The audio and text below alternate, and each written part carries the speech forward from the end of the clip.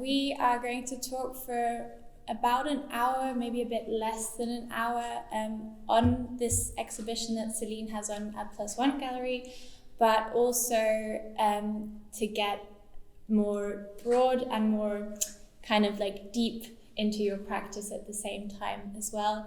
And then would also like to leave some time for questions at the end. So if any of you have them, keep that in mind. Hi, Céline. I wanted to start somewhere which is maybe a little unorthodox, which is your shoes. You're wearing great shoes as always. But I come to this because I actually only saw the exhibition today for the first time, but I saw you posted an Instagram story one day before the exhibition opened saying that you're looking for a pair of shoes because your apparently single pair of shoes had become part of the exhibition. Yeah, they were sort of swallowed up by the installation, I guess, which was quite unexpected, but not fully unexpected, I believe, with my work.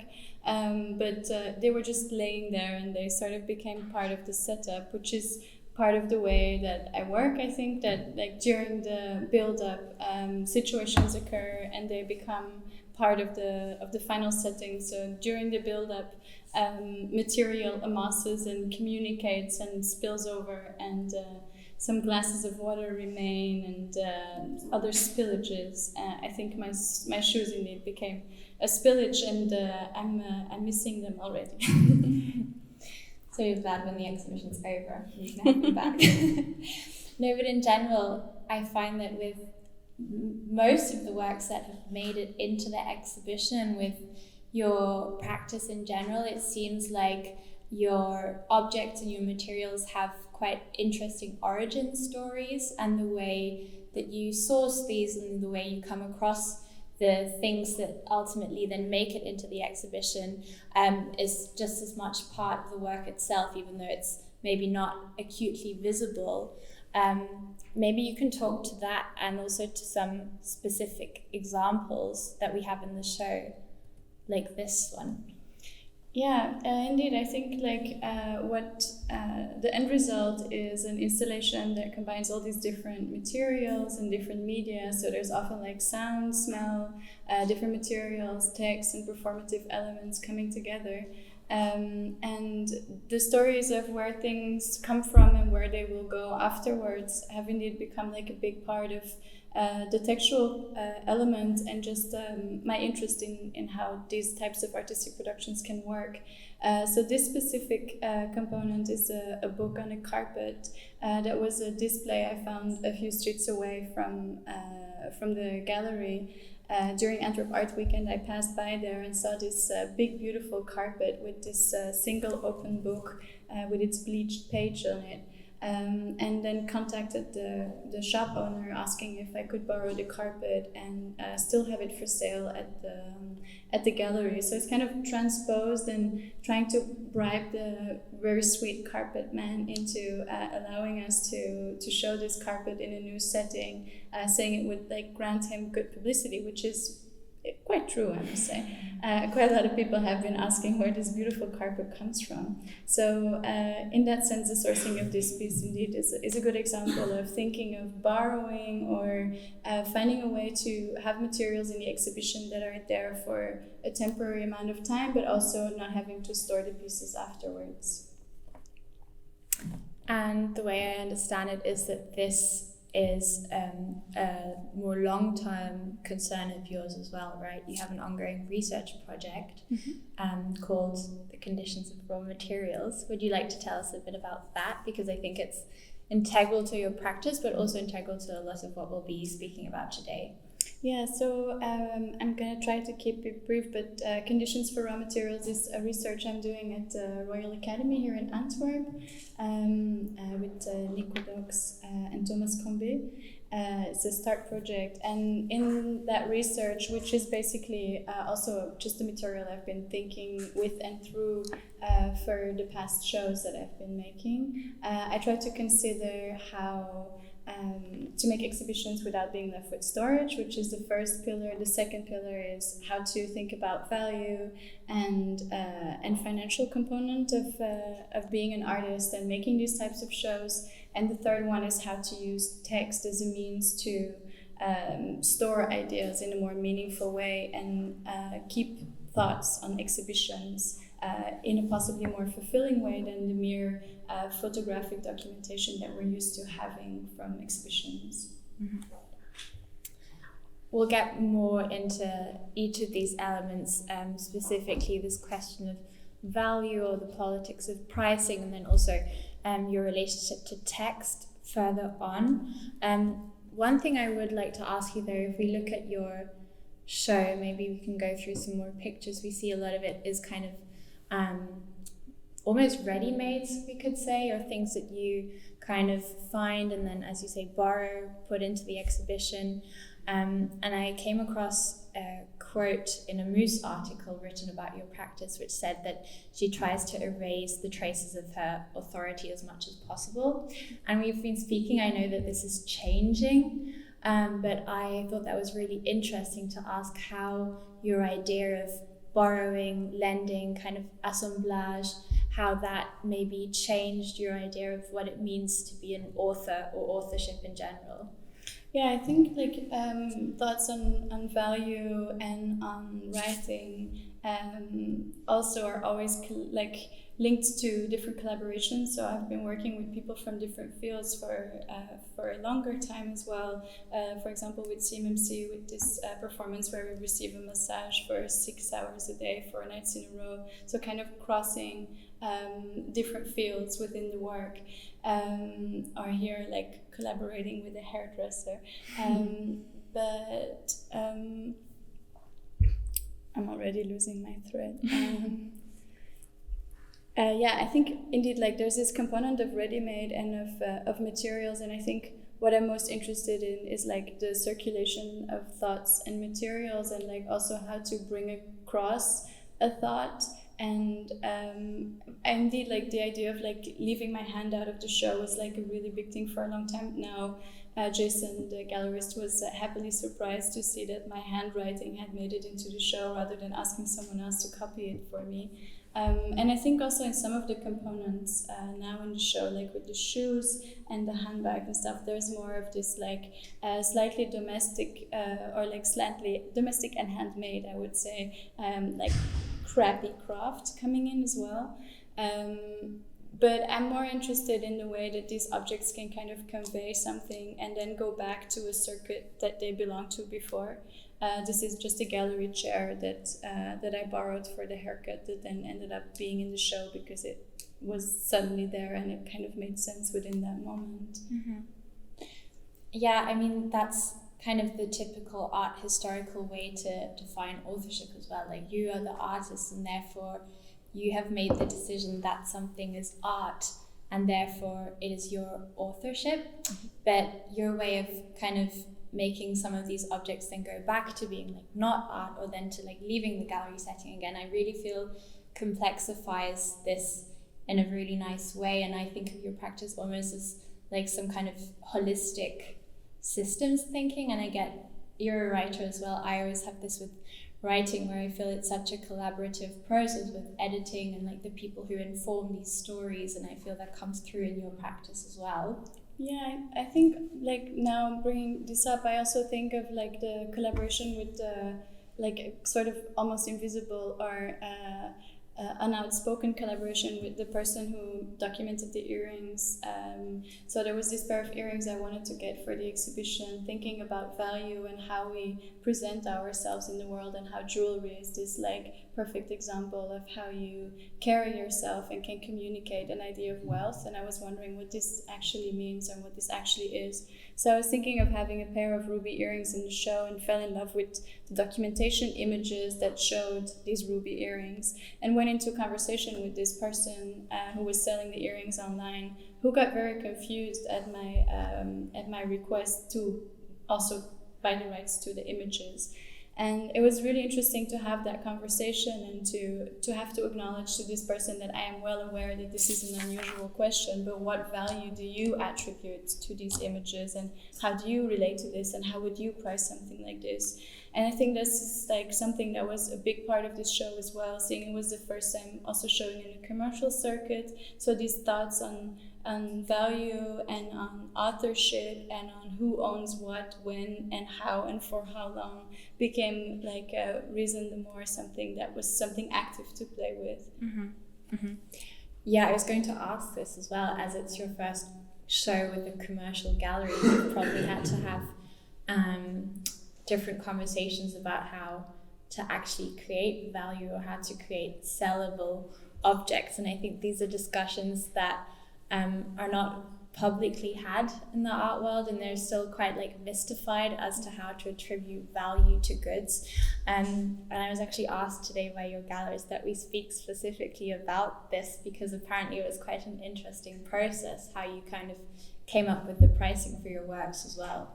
Yeah, I think from the beginning of the conversation, which has been going on for quite a while, I think the first time Jason saw my work, he said, I would immediately give you a solo show. But it immediately took him like a year and almost 2 years to finally have a handshake and to have this date. But it's quite remarkable looking back now at all the pieces in the show, how all the discussions that we had, every single component of things that he highlighted that should be necessary to have in the exhibition all made it in. So his concern from the beginning indeed was like, but how do people buy this? So how do people take a small part of this experience home and still have a reference to the whole?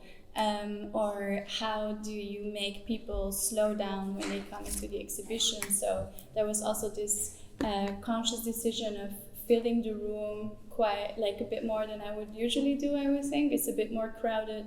There's really this kind of choreography through the space that like allows you to, or that forces you to slow down. There's also the audio kind of like hypnotizingly, like, I don't know, melting, buzzing, having a sort of physical impact. And I think as you walk through the exhibition, there's all these traces of actions that also ask for different scales and different scales of attention that bring that in. But then indeed the element of value, like how can people buy this, is also part of this, or the frames, but also, for example, the Sotheby's screenshots, which is the previous one. Thinking of how people could buy a PDF or a small component that references the whole. It was interesting to also think about the pricing indeed, which was the moment I thought that Jason and I would finally have a fight, but it even didn't come to that. We just had a nice cappuccino after. There was, I've done this in work before, selling my work for the price of my rent. Aiming to find a sort of transparency about the money that a buyer would give an artist, like where does that actually go and what does it serve? And we played on that now, looking at an average Brussels flat rent for a month, and then made all variations on that pricing, adding to that price the fact that the gallery also needs to get some money on this, and the classical, beautiful Belgian taxing. So it became a bit more, but it ended up in having these very strange pricings that also invite people to ask about why on earth we have these odd prices with 0.82 at the end. Yeah, I was wondering that. And also a lot of the works are priced at exactly the same price, no? Like not all of them, but often it's like if something's a little bigger, then it's more expensive. But with you, it's kind of very democratic in that sense. Yeah, we still had some degrees of affordability, or but then you need. I was trying to go all the way and be try to convince Jason that the fact that we sell bigger artists for bigger prices is absolutely redundant, but that will have to wait for next time, I think. We still have that a bit.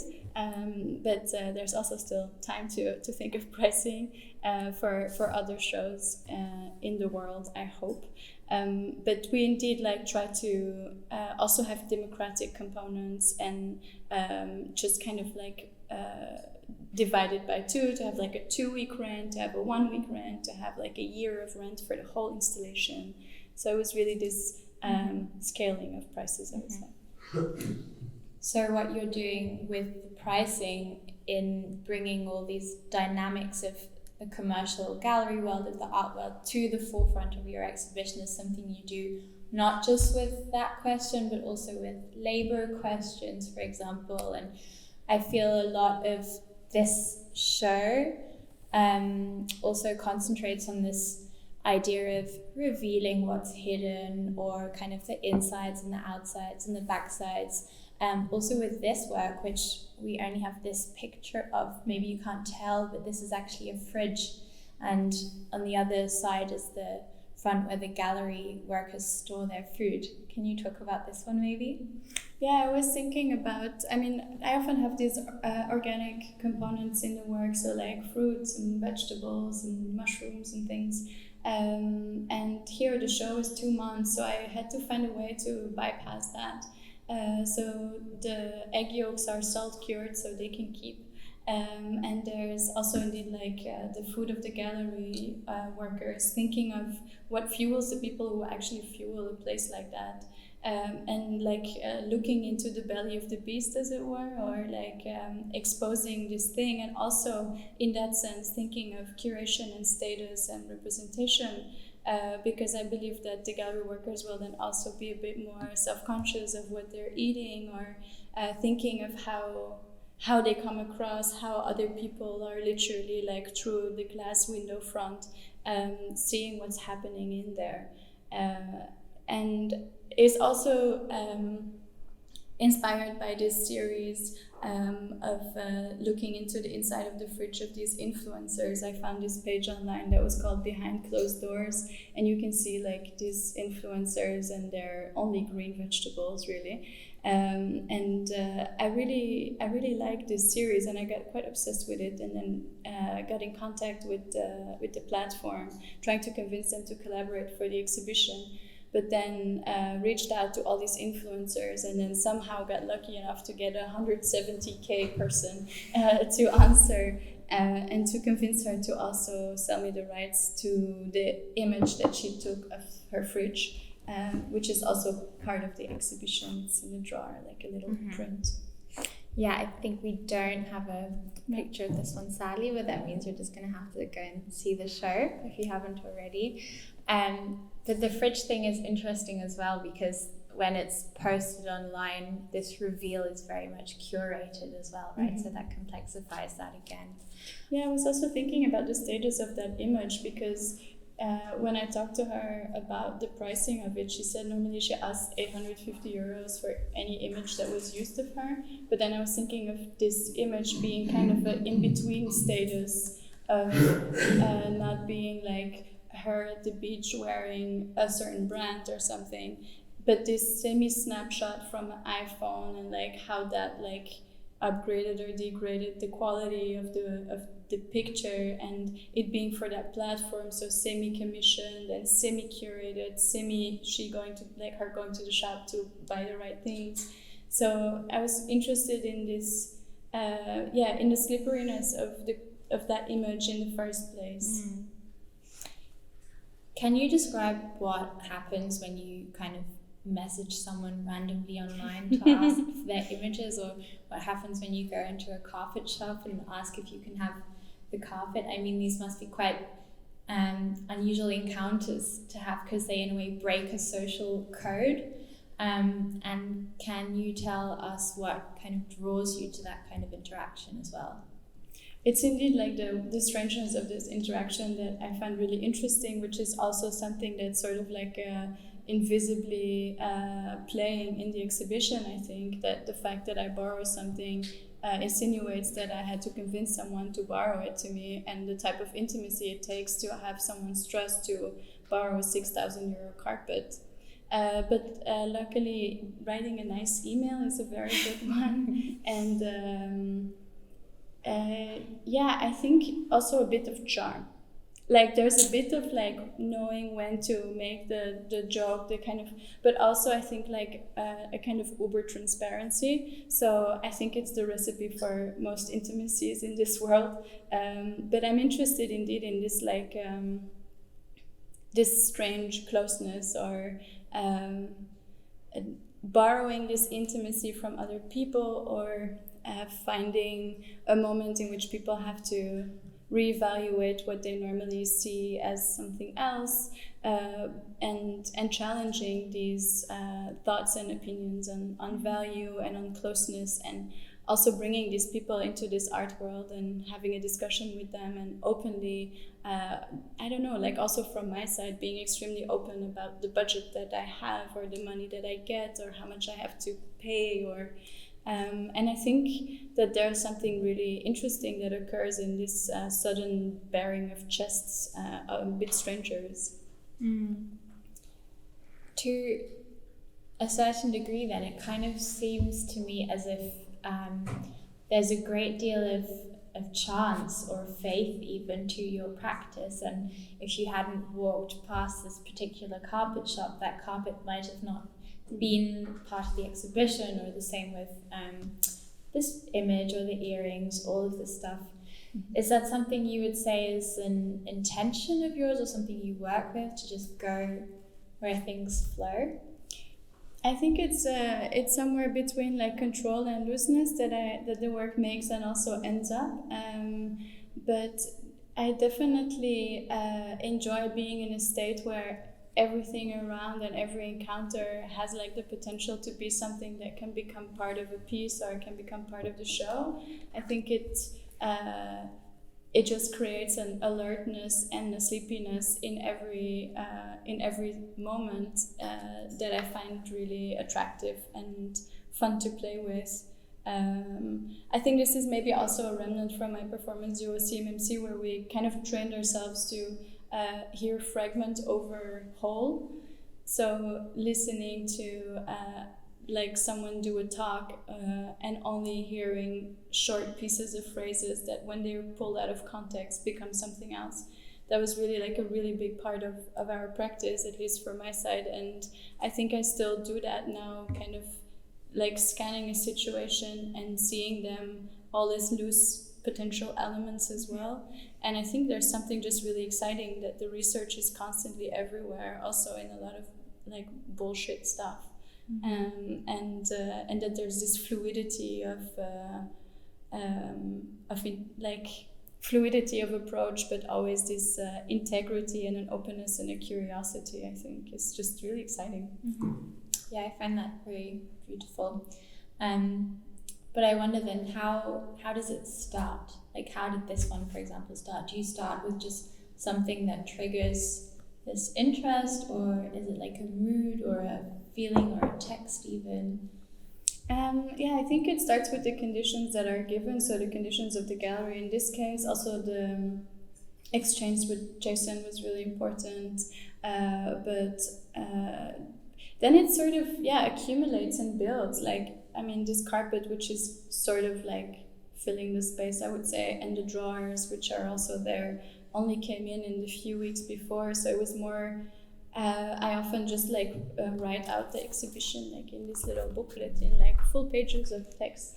I sort of write exhibition text after exhibition text, or descriptions of how the show could be, and rewrite it continuously, having new elements coming in, and then keep building on the interconnections and the associations, or all these loose components. And I think there's just something about creating this complexity and this sort of mess that's nice for me as well, because it's very poetic, I think, like in this kind of like intestinal brewy kind of way, not just like the beautiful handwriting. I think there's just something to say for allowing for a complexity like that to arise in an exhibition, and for me as well to keep thinking about how exactly these things came together, and where these interrelations live, I would say. I also know you as a friend, so I know a bit about your life, and I very much see your kind of practice also entwined with the life you live and the conditions in which you live your life, and this idea of not having storage or not having much baggage that does very much have like ethical and ecological implications. And maybe that's also a question how that's interesting to you, but also how this work relates to your own life as an artist. Yeah, as luckily most of the people in this room are also my friends. Most people know that I live from a bag, so I don't have a house. I have a few hosts that are very true to me, but I'm mostly living a nomadic lifestyle. So indeed, the concern of living beyond storage comes from an ecological point of view, but also from a very personal point of view of just thinking in every space that I am, where people take the effort of putting flowers or bringing in like a pot of flower, and it's like this heavy pot, and then I think, wow, someone went and bought this thing and carried it up the stairs and is not concerned with the fact that they have to carry it out again at some point. Like for me, I think moving so often, I'm just like so concerned with that somehow. So it's definitely informing the practice of thinking beyond storage and thinking about this agility and the fluidity, and also the idea of like borrowed intimacies and borrowed domestic situations, and living on a limited budget or living within the conditions that are given, relating to objects in a different manner, because you do live differently when you walk around in a room and you don't know where the light switch is, or you just see objects for what they are, or they aesthetically appear different when you've seen them many times for a long time. Mm-hmm. And I kind of try to avoid that to an extent, I would say. Yeah. And obviously your situation is maybe crazier than others, that you really move around so much, and this is very specific to you, but to a certain degree I do find that this on a broader level also reflects the kind of expectations of the lives of how an artist is meant to live, or you're supposed to be someone who can always move around and exist in these different conditions. And before this talk we had a little pre-talk, and we kind of talked about this word precarity, mm-hmm. which you said you had a problem with. Yeah, I think I found it difficult to use that word because before we talked about it, I thought it had this connotation of also always being associated with a privileged background, which I obviously have. But I also find it interesting to think about these situations and these conditions. But indeed, it's about like maybe, as the title of my previous show in Zurich was like economy of means, I think I would call it an economy of means, and trying to be economical with my means and with the means that I acquire over using the word precarity. But you had an interesting comment about it. Yeah, I looked up the etymology of precarity not too long ago and found out that it actually comes from being subdued to the will of another, and always in a place which can change immediately, which I thought was very interesting, because these days we think of it a lot as to do with poverty, but it actually comes from exactly this a situation always in flux, a situation that can change at any time. And I wanted to also speak a little bit, or make the connection to kind of this idea of the dematerialization of art from like the 60s, or this first push of conceptual art, which was very much also tied to the time of the Vietnam War. And there were artists who said that to take up space and to make like grand, like big heavy gestures was imperialist basically, and something they didn't want anything to do with. So in a way, I do also see your practice as kind of pulling out of the wastefulness of the art world, maybe.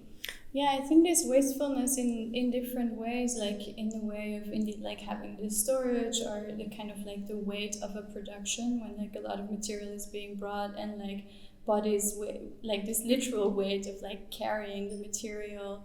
I think I'm more interested in turning it into a kind of a complicated ballet where it just looks very light, but there is a lot of kind of like mental effort behind it. But it's also about having a lightness of productional means, I think, because, for example, this fridge is something that was acquired, but then if it doesn't get sold, then it can just be like resold, because we also found it on tweedehands.be, and it doesn't really lose that much value. And for most of the pieces in the exhibition, in that manner, what was originally a production budget can also just come back if it's not sold. And I think there's also something to say for that, about exhibitions that cost a lot of money and that cost a lot of physical labor. I think it's nice to think about this kind of a lightness. And it's interesting what you were saying about this situation of flux, because it's not the first time that I make an exhibition and that the person who invites me, in this case it was Jason, makes a remark when it's done that maybe the exhibition will continue on changing. And it's interesting because for me there is a moment where it really freezes and it kind of stops, and it's also the moment it opens. And I had this exhibition at Sentiment, I think we also have some images of that, which was an exhibition in Zurich, and there I was living in this exhibition and putting everything back exactly in the place it was, and putting these cookies back every time I had a visitor that I welcomed myself. So it was also this artificiality of sustaining a situation that was semi-created and like semi-lived and orchestrated, and like all these in-betweens of and someone also coming to the exhibition, a friend of mine, said that this exhibition was like entering a crime scene where there had been no crime, like the show at +1 now. And I thought that was kind of a nice comment to make. Yeah, I get the sentiment. It's like, I also thought it looked like someone lives in this space. You got your hair cut in the space, but this was in that case before the show opened. Okay, yeah. And so when the show opens, it's like it's stops. That's the state of the art. That's interesting, because I also wanted to speak to you about art in a way as preservation, or there's this idea that once something becomes a work of art, it remains that forever. That's what the ready-made is. You know, you say this is art and then it's forever this expensive thing. But for example, with the fridge, if you say that it could just as well be sold on to be just a fridge again, how do you think of that? Well, I think that there's something to say about the fact that that the idea will remain, and I think that that's where the value comes, when the idea is laid on top of it. And if the exhibition is over and there's no collector or person with funds to buy this piece, like able to do that, then I think it's interesting that it just goes back to the place where it was before, and that the person who will be using this fridge will not know that it at some point had a different status. But it's also the magic of the art world, that we can imagine that this value is laid on top of something, as if it was some sort of Disney movie that we all believe in. So it's like you get to buy the story in a way if you buy the artwork. Can we maybe also talk about these quickly? We have the whole exhibition, and then kind of like a parallel exhibition in the Sotheby printouts. What's the idea behind these? So these are in the drawers. They're printouts on A4s. This is I just kind of scaled it into the page, so it's a bit rescaled. They're actually like a bit longer, and they have a QR code, but I thought it would be good that you can actually read what it says. But so for every piece in the exhibition, there's also one of these Sotheby's PDF pages made, which is inspired by when you go on Sotheby's and you like something, you can also download a page like that, from which we took the graphic design. So I worked with this really nice assistant, Elouane Lebars, who helped me with all of this.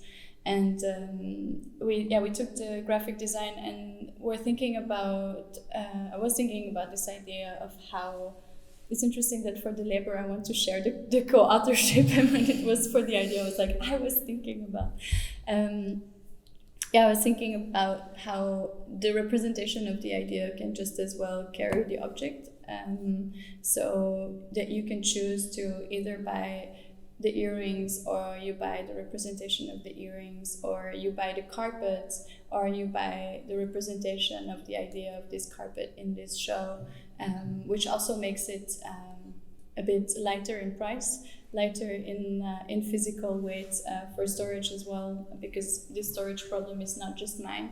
I was working at Art Brussels, and I think that there's a lot of collectors who would agree that their houses are full. Maybe it's just a way to tell themselves that they should not buy, but it was like one of the phrases that I heard the most, that people do not have space anymore. So this fits in a drawer, it's easy enough.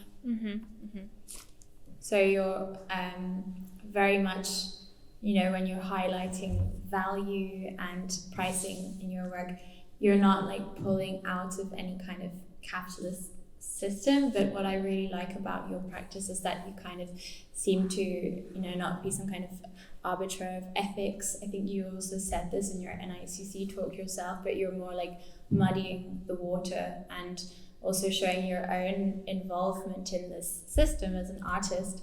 And you say in that talk as well that you don't know if you want to make money or avoid money, which I thought was really great, because that speaks to something I guess most people in the cultural field feel, that we kind of oppose this system, but we're also part of it, and we also just want to live a nice life, basically. Yeah, I think it's often about finding ways to bypass it by like exchanging more through other means, like paying rent in feedback, or in cooking, or in cleaning, or services. Or finding different ways of relating to people and using that exchange as an alternative to a monetary value, because I think that there's something to say for it. And I'm also just interested in talking about money. I think that there's something vulgar about people talking about money, but why?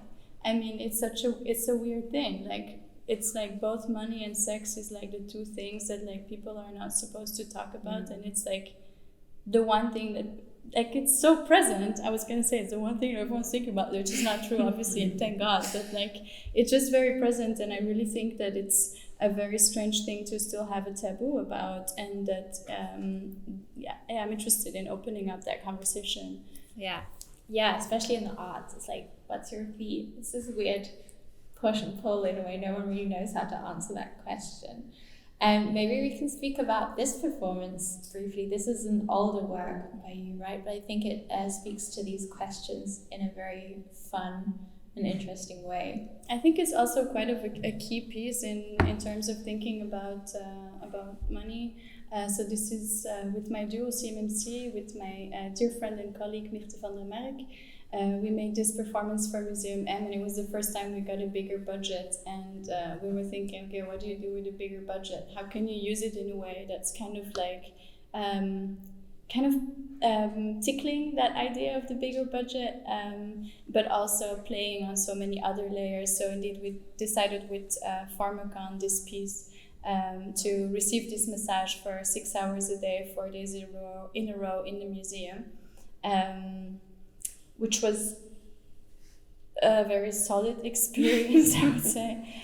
It was disturbing in different ways, like physical and mental, quite exhausting, but also a nice piece, I think, in terms of indeed like diverting the attention of one thing to another, but also referencing this idea of the luxury of receiving a massage, and also the idea that it's a mere luxury and that it doesn't actually have a physical implication, while it definitely has a physical implication if you keep getting a massage for so long. And nobody really knew what the effect would be, so it was also playing on the idea of what performance is, what the place of the body is in performance, what the place of the naked female body is in the museum. So there was all these different layers of like what ended up being pushing around our toxins for an extended amount of time, and living with that the next day.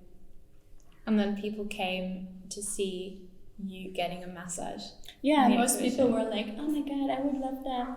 And then so most people were like, oh my God, I would love that. And then like, yeah, maybe not. Probably not But that yeah. long. Yeah.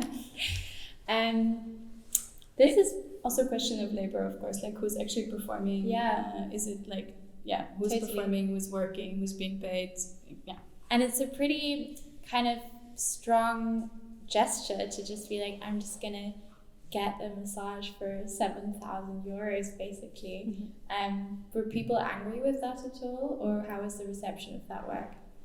No, I think that that we try to make pieces where there's so many different ways of reading the work that not everyone gets. If there's institutional critique or a slight hint of that, not everyone gets that, which is also the pleasure of making work that can be read in different ways, is that you can really play with that. But we had good contact. No, I don't think we had such. But I mean, some people would be like, "Oh, this is like, how is this a piece?" And like, but you know that before you start. Classic. Yeah. Classic.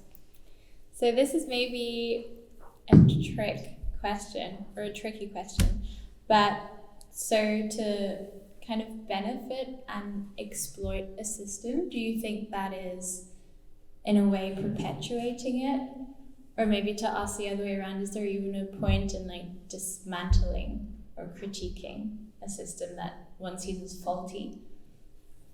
I think it's more about like showing the ambiguity that lays in different types of relationships that one has. And I have a relationship with the space in which I work, the people that I work with in that situation, the money that comes to me, how I can spend that.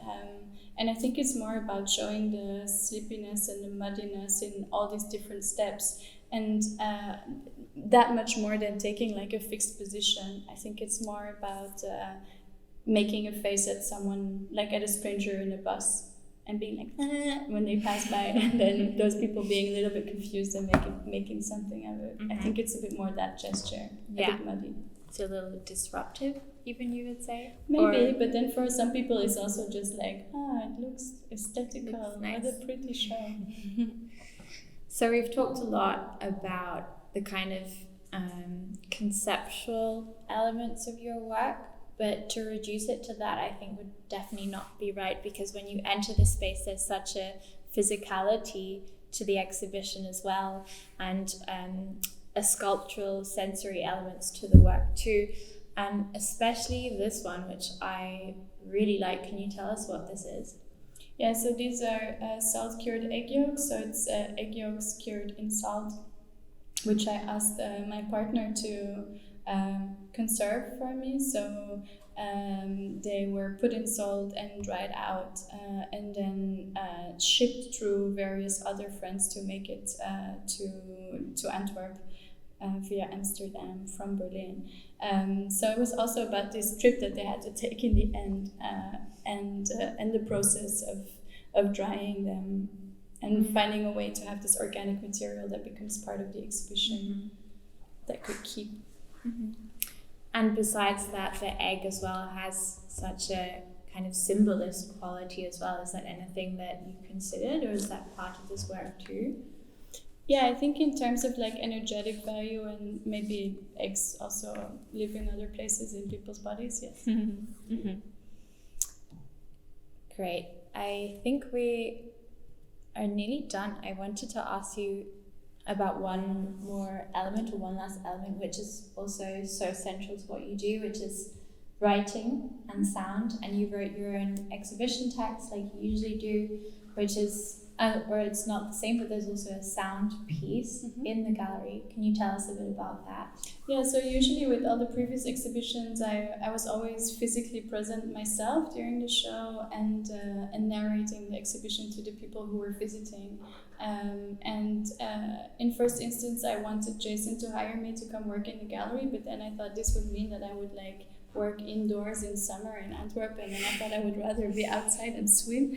So then I thought that maybe making a voiceover as a kind of like audio guide would be a way to convey a presence, but also to convey some of the thoughts, because I'm well aware that even though writing exhibition text is my job, there's not that many people who read those things. There's those who hang on to it and believe to find the truth in every word that the exhibition text will explain the exhibition to them. And then there's a lot of people who kind of stride over it and then actually lose this whole piece of the work that is indeed considered where the material comes from and where it's going next. So I thought that maybe having pieces of a voiceover, as if it would be an audio guide in the piece, in the audio, would kind of make sense. Mm-hmm. And a lot of the times also with this one at Economy of Means, the exhibition in Zurich, the exhibition text is almost like a thank you note, right? Yeah, indeed. Like in this one, I started a thank you. I was very tired, so I forgot the hairdresser and the framer person. Every night I'm like, oh my God, who else did I forget? But the thank you list is almost as long as the exhibition text. Because I think it's also so much about this relational component, like the way that the works exist and the way that they come into being. It's just, it's through the effort of all these different people that this show is there. And in this case, it was like even more than usual, I think. And indeed, like the previous exhibition texts were really this kind of like a list of all the people who contributed a component that I invited them to contribute. But here it was really important also for Jason and for the gallery, because it was kind of a challenge, I think, and a bit of a jump for them to do this show.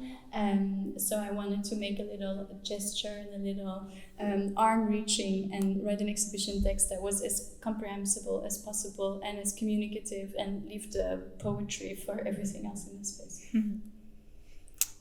And then there's one last question I had, which is maybe more to do with my own interest, but also the way we met, which was in December, so not that long ago, at a party. And we just talked about books for the whole evening, which is kind of soppy, but also really cute. And I think that you are an artist and you are a writer, but you're also very much a reader. And I think to be a reader is something that could be just as much one of these like tags of self-identification, like curator or writer. And we talk a lot about reading, and maybe this ties back into this kind of like relational, holistic idea of a practice. Could you say how maybe reading influences your practice as well? Yeah, I think I even like often talk about how people read an exhibition, and that this is a conversation that I have sometimes with artists, and that they're like a bit frowning, and they're like, what you don't like, they're a bit like, you don't have to do that piece of the work. And I'm like, no, but actually I really like to go like all the way to the other side and all the way back, and try to understand how a situation, which is an exhibition, can leave us to associate words and feelings, and how these can kind of like potion up in our heads. Because I think a big part of watching an exhibition is how you formulate it in your mind, and I think that is something that you can also design to an extent. And I'm really interested in this back and forth. Yeah, exactly that. Does anyone in the audience have any questions for Céline? Come on. Yeah? First of all, congratulations with your show. Thank you. It's nice to look at it just before the talk, and a lot of layers. What I call the uber transparency of the art world, in the way of what is ownership, what is a price, what is yeah, it's interesting. I really was fascinated how you put everything together, and the talk was also very interesting. So yeah, congratulations. Thank you. That's my favorite question. That's only a thank you. Maybe we can change it to a picture. Yeah. Okay, if there are no others, then I'll say thank you very much. I have a question then. Oh, okay. When I saw the title, so it's about, I thought the old radio station. So there's a tube, there's this mono stereo. How did you get the title of your show? Yeah, it's interesting because actually a bit before the exhibition opened, I don't know if this was you, but someone that I did not know wrote me, "Are you using this?" and then like a serial number of an object, and I looked it up and I thought, wow, damn, I wish I would have known about this earlier, because I thought that Hifi Stereo Vacuum Tube was one of the weird notes that my phone is filled with, and I thought this is kind of nice because Hifi makes this reference to like a kind of higher end good sound installation that I would associate with good design, a house that is filled with an interior that is built on good taste and quality living, I would say. And then the vacuum tube, like having a bit more of an association with like the cleaning element, but also the feeling maybe of something being like.